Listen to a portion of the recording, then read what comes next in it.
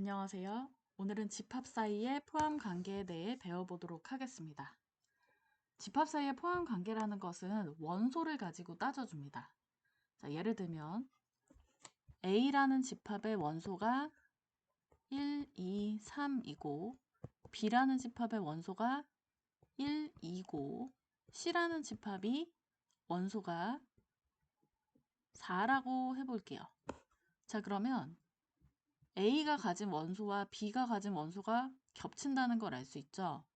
그런데 A는 B가 가진 것을 가지고 있을 뿐만 아니라 3을 더 가지고 있어요. 그러면 크기로 치면 A라는 집합이 더 큰 집합이라고 생각할 수 있겠죠. 그래서 A와 B 사이에는 서로 포함 관계가 있다고 얘기할 수 있습니다. 그런데 A와 C라는 집합 사이에는 겹치는 원소가 전혀 없지요. 이때는 포함 관계가 있다고 할 수가 없겠습니다. 만약에 D라는 원소를 한번 해볼게요. D라는 원소도 D라는 집합의 원소를 이렇게 정해볼게요. A와 D라는 집합의 사이에서도 1, 2라는 원소는 겹치긴 하지만 각각 독립적인 분분이 있거든요. 3이라는 것과 4는 그래서 누가 더 큰 집합이라고 말하기가 애매해요. 이럴 때 역시 포함 관계는 없다고 얘기합니다. 자, 그러면 포함 관계가 있는 경우에는 어떤 기호를 쓰느냐? 바로 이렇게 생긴 기호를 사용해 줍니다. 그리고 더 큰 쪽을 바라본다 이렇게 생각해 주시면 돼요. 더 큰 쪽을 바라보게 집합을 표시해 주시면 됩니다. 그럼 여기서는 A 집합이 더 크기 때문에 큰 쪽을 바라보도록 이렇게 써주시면 됩니다. 만약에 포함 관계가 없다면 이렇게 하면 되죠. 사실 이렇게 해도 틀린 표현은 아니죠. 방향이 중요하지 않게 되지 않을까요? 그렇죠? 하지만 A와 B 사이에 이렇게 이건 이것과 이거 이렇게 되고요. 자, 그래서 우리가 저번 시간에 A의 집합이면 A의 집합에 1이라는 원소를 가지고 있을 때는 이런 기호를 사용했잖아요. 그래서 집합과 집합 사이에 쓰는 기호와 집합과 원소 사이에 쓰는 기호 요거 구별을 잘 해주시기 바랍니다. 처음엔 좀 헷갈릴 수 있어요. 그런데 이것은 원소의 약자, 엘레멘트의 약자 2를 썼으니까 이게 원소를 나타낼 땐 알파벳 2자를 쓴다. 이렇게 기억을 해주시기 바랍니다. 자, 그 다음에 우리 원소가 전혀 없는 공집합을 배웠었죠. 그래서 공집합은 모든 집합의 부분집합이 되고요. 그 다음에 자기 자신과 자기 자신 사이에도 당연히 포함 관계가 있습니다. 그래서 자기 자신은 그냥 자기 자신에 포함이 됩니다. 자, 그러면 여기 벤 다이어그램으로 나타냈네요. A가 B에 완전히 쏙 들어가 있고 B도 C에 완전히 쏙 들어가 있죠. 이럴 때는 A가 B에 포함되고 B가 C에 포함돼서 결론적으로 A가 C에도 포함이 되는 형태. 이게 어렵지는 않을 거예요. 자, 그 다음 넘겨봅시다. 자, 이것도 같이 볼게요.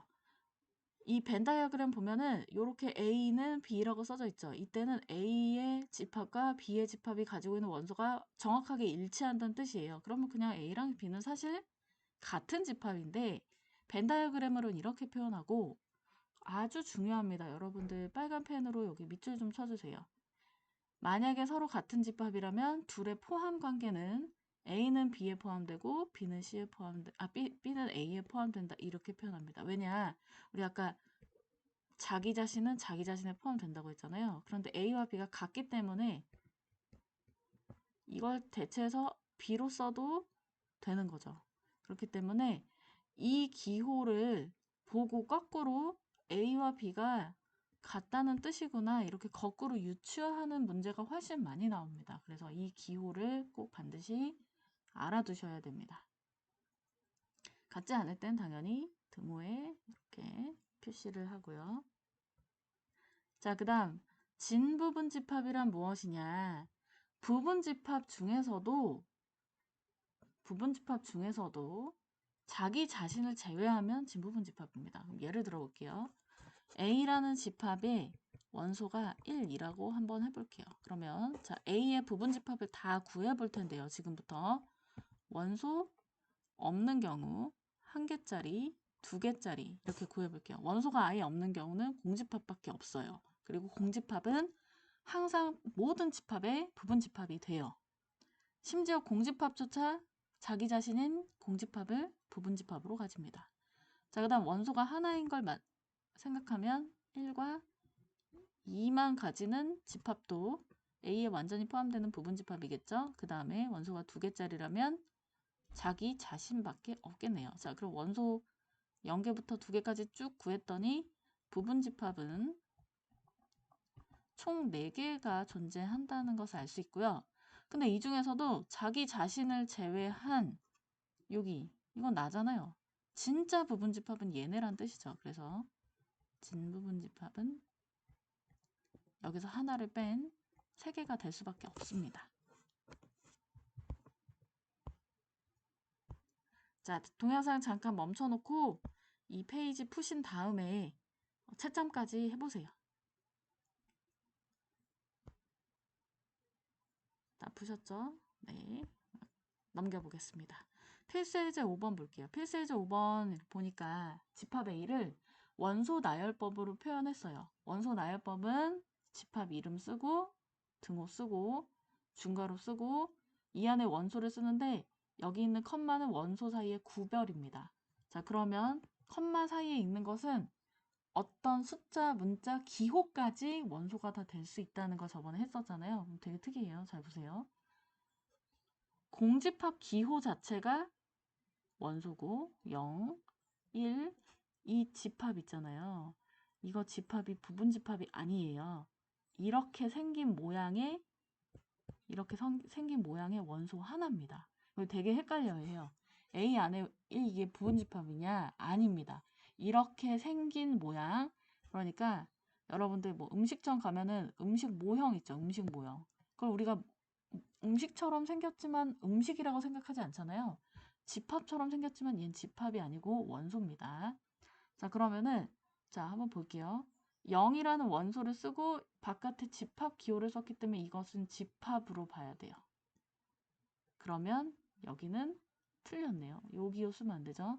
그 다음에 1, 2라는 집합입니다. 집합. 근데 여기 1, 2라는 집합 없어요. 지워볼게요.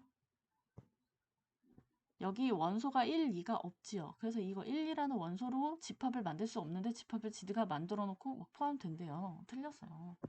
자, 그 다음에 0과 2로 집합을 만들 수 있나요? 여기 0과 2라는 원소가 없어요. 0은 있는데 2는 없어요. 이거 헷갈리라고 일부러 넣어놓은 거예요. 그죠? 안 돼요. 그 다음에 이 모양 잘 보세요. 이 원소 자체를 써놓고 A와 이 기호를 썼으니 당연히 맞는 거죠. 자, 그 다음에 공집합은 집합입니다. 얘 자체로 집합이니까 이 기호를 써선 안 됩니다. 그래서 틀렸어요. 자, 이 부분이 헷갈리시는 분들 많을 거예요. 그래서 다시 한번 또 정리를 해드리겠습니다. 아니, 이거, 뭐야 이거?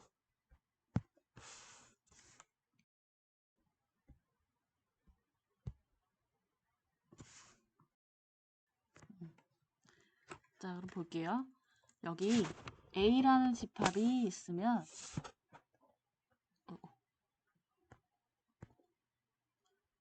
여기다 원소만 썼을 때는 이렇게 쓰고 집합만 있을 때는 이렇게 쓴다는 건 아시죠? 그러면 보세요. A라는 집합이 있고 여기 공집합을 기호로 원소로 썼어요. 그러면 원소로 썼으니까 이렇게 써도 괜찮아요. 그런데 이걸 원소로 생각할 때 이거 집합 A의 원소로 생각할 땐 이 기호가 맞아요. 그런데 이렇게 보면 또 집합이라고 생각할 수도 있죠. 부분 집합으로서의 공집합. 그땐 이렇게 써도 돼요. 그러니까 5번은 그런 의미에서 2가지로 틀렸어요. 자, 그 다음에 만약에 0 보세요. 0. A는 0이라는 애를 원소로 가지고 있어요. 이렇게 써야 돼요. 그런데 만약에 0을 집합으로 보고 싶어요. 부분 집합으로. 그러면 0을 쓰고 이 기호를 쓰는 즉시 집합이 됩니다. 그래서 이때는 이 기호를 써야 돼요. 다시 한번.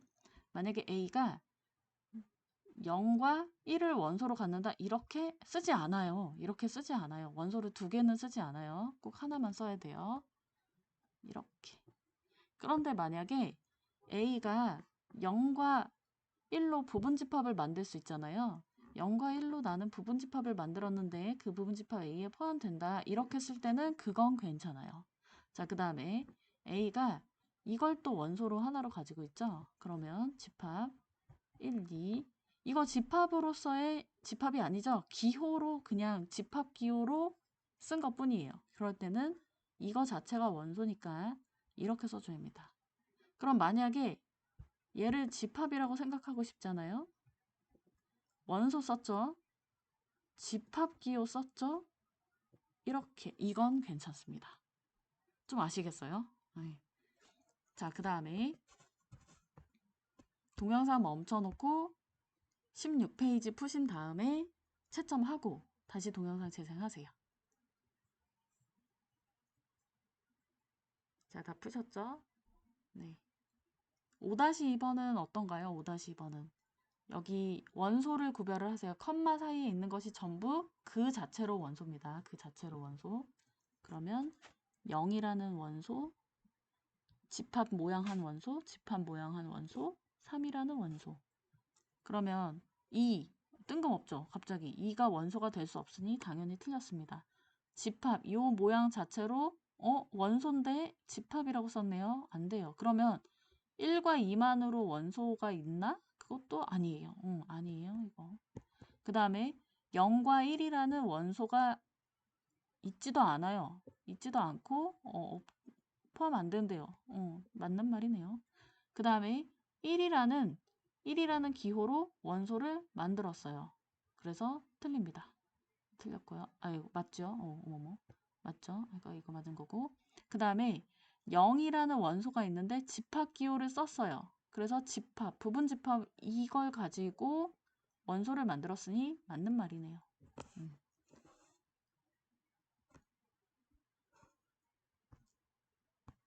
자, 그 다음 필수예제 6번을 보겠습니다.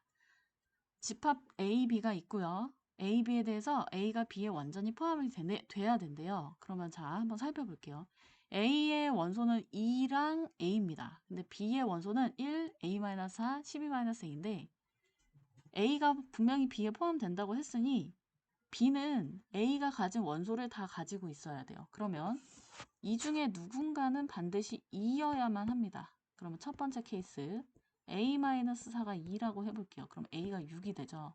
그럼 그때 집합 A는 2와 6이 되고 집합 B는 1, 2, 6이 됩니다. 그러면 포함 관계가 모순되지 않죠? 이건 가능한 얘기인 것 같아요. 가능한 얘기. 그 다음에 두 번째도 풀어볼게요. 두 번째 케이스. 만약에 12-A가 2라고 해볼까요? 그러면 A는 10이 되죠. 그러면 집합 A의 원소는 2, 10, 아이고, B의 원소는 1, 6, 6. 둘이 같아요. 그런데 우리 저번 시간에 배웠죠. 원소가 둘이 같으면 두 번 쓰지 않거든요. 절대로. 그 얘기는 이 원소와 이 원소는 항상 달라야만 한다는 뜻이에요. 다르지 않고 같다면 이렇게 굳이 나눠서 쓰지 않았을 테니까요. 그래서 두 번째 케이스는 모순이 생겨서 안 되겠네요. 그래서 최종적으로 A가 6이 된다는 것을 알 수 있습니다. 자, 그 다음에 두 집합 A, B가 있는데 A와 B가 완전히 같다고 합니다. 그러면 여기는 6이 있고 여기는 5, 8이 보이니까 얘가 6이 될 수밖에 없겠지요. 이런 식으로 추측을 해가시는 겁니다. 이게 6입니다. 그럼 A제곱 마이너스 A는 6이니까 A제곱 마이너스 A 마이너스 이렇게 잘못 썼죠? 는은 0. A 마이너스 3, A 플러스 2는 0이죠. 그러면 A 값이 두 개 나오네요. 그래서 A가 3일 경우 A가 마이너스 2일 경우로 케이스를 또 나눠서 두 가지로 풀어주셔야 됩니다. 자, 그런데 지금 여기선 이렇게 나왔지만 가끔 이렇게 나올 때가 있어요. 이렇게 주지 않고 A가 이고 B가 A에 포함된다. 이 뜻이 곧 A와 B가 같다는 뜻이라고 했었죠. 이렇게 또 알아들으실 수 있어야 됩니다. 자, 그러면 동영상 멈춰놓고 17페이지 풀어보세요. 네, 한 가지 케이스만 풀지 마시고 두 가지로 나눠 푸셔야 되고요. 그 다음에 뭐 첫 번째 케이스에 답이 나왔으면 굳이 두 번째는 안 풀어도 되겠죠. 자, 그 다음에 오늘은 여기까지 하겠습니다. 감사합니다.